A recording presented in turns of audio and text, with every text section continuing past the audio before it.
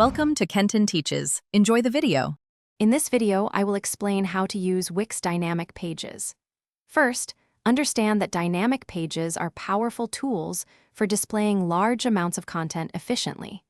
They pull information directly from your database collections, allowing you to design a single page layout that automatically populates with unique content for each item.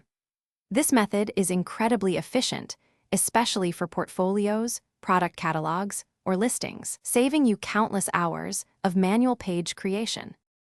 To begin, navigate to your Wix editor and add a new database collection.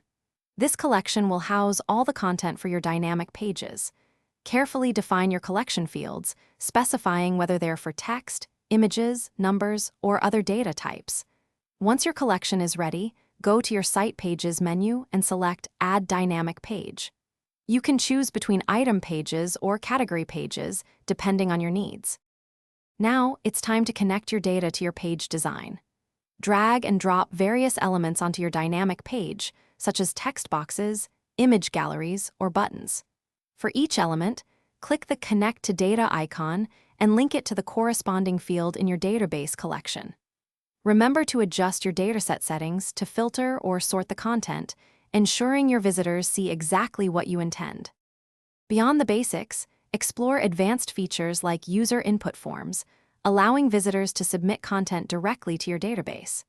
You can also create dynamic category pages to group and display related items from your collection, enhancing site navigation. For more tips and to upgrade your home tech, check the description for a link to the Shark AI Ultra Robot Vacuum and other great deals. This smart vacuum offers voice control, self-emptying, and is perfect for pet owners, making cleaning effortless. Thanks for watching. Please subscribe if this video was helpful.